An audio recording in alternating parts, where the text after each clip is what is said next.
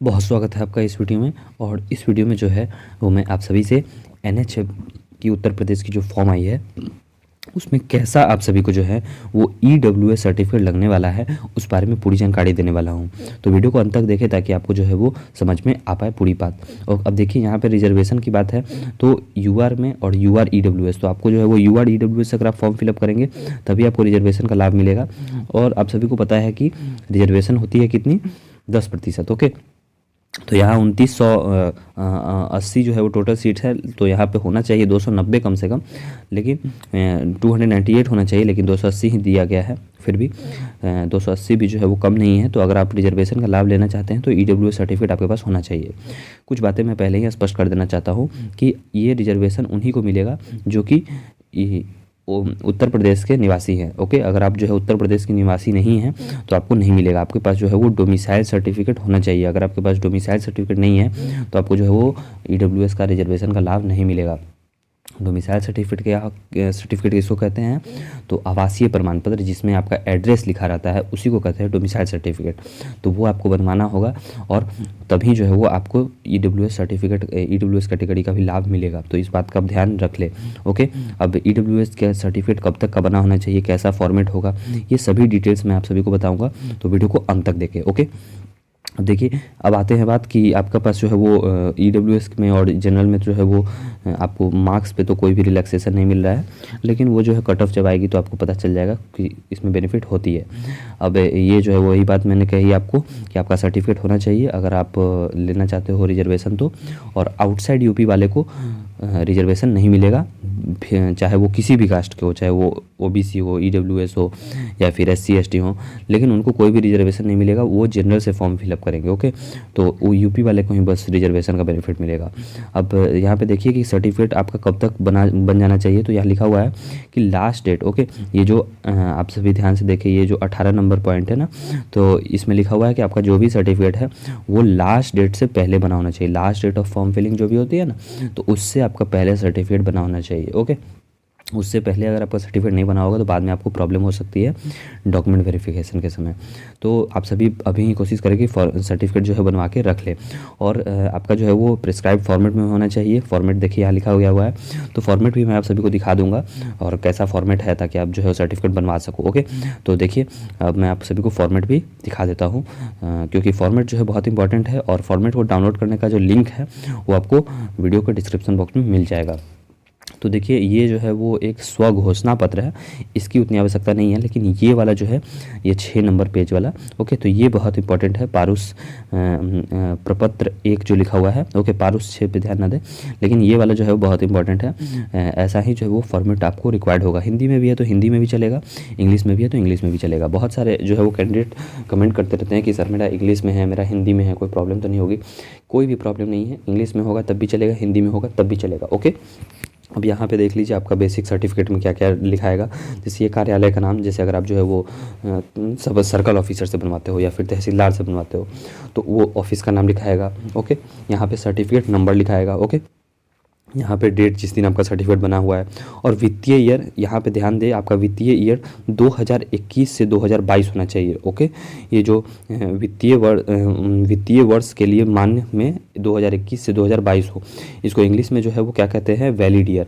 तो valid year जो है वो आपका होना चाहिए 2021 से 2022। यहाँ पे जो ये है ना वो यहाँ पे ये लिखाएगा। और यहाँ पे नीचे में एक और है, आप सभी को ध्यान दें, वित्तीय वर्ष। तो यहाँ पे क्या लिखाएगा, यहाँ पे लिखाएगा 2020 से 2021। ये बात आप सभी ध्यान से समझ ले, वरना आपको बाद में प्रॉब्लम हो जाएगी। तो ये बात मैंने आपको बहुत अच्छे से स्पष्ट कर दी है। ऊपर वाला जो है यहाँ वित्तीय वर्ष, यहाँ वाला वित्तीय वर्ष के लिए मान्य में जो है वो 2021 से 2022 होगा, और नीचे वाला जो वित्तीय वर्ष है यहाँ पे, इसमें जो है वो 2020 से 2021 होगा। आई होप कि आपको बात समझ में आ गई होगी। अब इसके बाद जो है वो आपके यहाँ पे ऊपर में बेसिक डिटेल्स रहती है, इसलिए मैंने कुछ नहीं कहा। और आप जिस भी जाति से बिलोंग करते हो वो यहाँ पे लिखाएगा।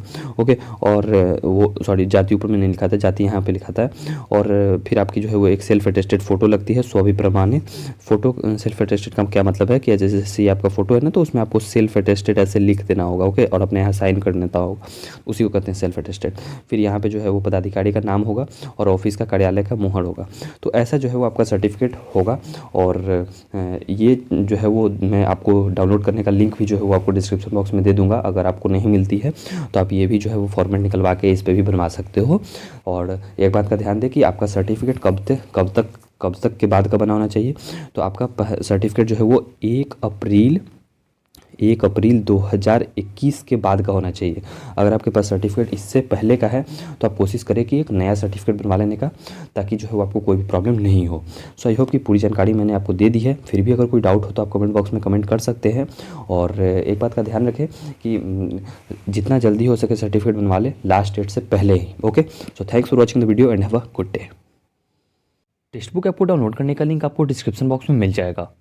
टेक्स्ट बुक ऐप से आप बहुत सारे गवर्नमेंट एग्जामिनेशंस की तैयारी कर सकते हैं, जैसे कि एसएससी हो गई, बैंक रेलवे हो गई, बैंकिंग हो गई, कुछ स्टेट इंजीनियरिंग एग्जामिनेशंस, फिर defence examinations, police examinations, teaching examinations, BEd, nursing, food technology, उसके बाद सिविल सर्विसेज के यहाँ पे आप तैयारी कर सकते हो, मैकेनिकल इंजीनियरिंग, सिविल इंजीनियरिंग, मतलब इंजीनियरिंग की जितनी सेक्टर्स हैं।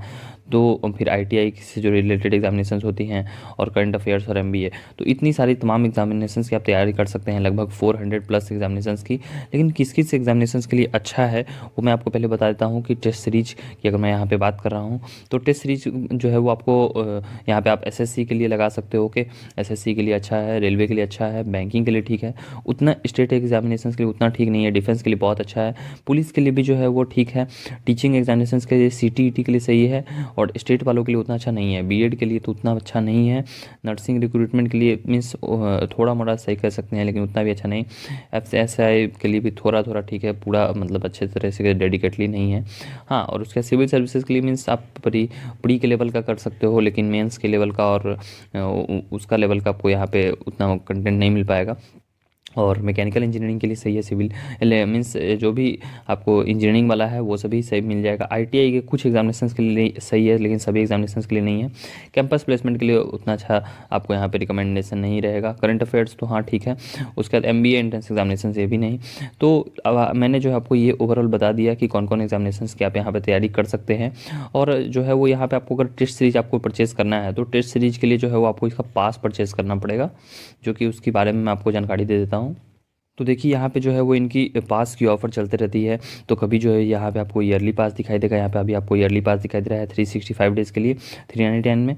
और ये जो लाइफ टाइम पास है तो ये लाइफ टाइम पास 699 का है। ओके, लेकिन मैं आपको एक कूपन कोड दे दूँगा जिसको अप्लाई करने के बाद आपको डिस्काउंट मिल जाएगा। टेक्स्ट बुक का डिस्काउंट कूपन कोड है 66TWX3 या फिर JBYY16। इन दोनों में से कोई भी कूपन कोड आप अप्लाई करके डिस्काउंट ले सकते हैं। और टेक्स्ट बुक ऐप को डाउनलोड करने का लिंक आपको डिस्क्रिप्शन बॉक्स में मिल जाएगा। कूपन कोड अप्लाई करने के लिए आपको पास वाले सेक्शन में आके और यहाँ पे नीचे में जो अप्लाई कूपन का ऑप्शन है यहाँ पे टैप करना है। अप्लाई कूपन पे टैप करके आपको कूपन कोड इंटर कर देना है। कूपन कोड है 66TWX3। जैसे ही मैंने अप्लाई पे टैप किया तो देखिए प्राइसेस जो है वो घट गई। यहाँ पे जो है वो अभी आपको दिखाई दे रही थी 399, जो घट के जो है वो 280 हो गई। और यहाँ पे जो है वो 699 दिखाई दे रही थी, जो घट के 490 हो गई। तो यहाँ पे आपको जो है वो फ्लैट 30% का डिस्काउंट यहाँ पे आपको देखने को मिल जाएगा। यहाँ पे जो है आप एसएससी की तमाम एग्जामिनेशंस दे सकते हैं। जैसे एसएससी की एग्जामिनेशंस यहाँ पे बात कर लूँ तो एमटीएस, सीजीएल, सीएचएसएल, ओके। और कोई भी एग्जामिनेशन में आप जैसे कि यहाँ पे सीजीएल है तो सीजीएल में गए और यहाँ पे टेस्ट पे आप टैप करो, और टेस्ट पे टैप करने के बाद नीचे में आओगे तो आपको ये जो है वो टोटल टेस्ट सीरीज मिल जाएगी। यहाँ पे देखो आप 414 टेस्ट आपको यहाँ पे दिखाई दे रहे हैं, तो 414 टेस्ट यहाँ पे आप 15 फ्री टेस्ट भी दे सकते हो, ओके। तो ऐसे जो है आप टेस्ट सीरीज भी में भी जो है वो इन्वॉल्व करके जो है वो टेस्ट सीरीज दे सकते हो। यहाँ पे देखो एक अभी फ्री टेस्ट है और नीचे में अनलॉक है, तो अनलॉक जैसे ही आप पास परचेज़ करोगे तो ये अनलॉक हट जाएगा और फिर आप जो है वो टेस्ट दे सकते हो। तो ऐसे ही जो है वो आप सभी एग्जामिनेशंस के लिए जो तैयारी कर सकते हो। और एक बार पास परचेज़ करोगे तो जितने एग्जामिनेशंस हैं उन सभी की तैयारी आप एक बार में ही कर सकोगे, ओके। और अगर आप फ्री वाला करना चाहते हो तो कुछ एग्जामिनेशंस आप फ्री में दे सकते हो, उसके बाद आपको पैसे देने पड़ते हैं। सो आई होप कि आपको जो है मैंने रफ आइडिया बता दिया कि कौन कौन एग्जामिनेशन के लिए सही है और पास का आप इस्तेमाल ऐसे कर सकते हो।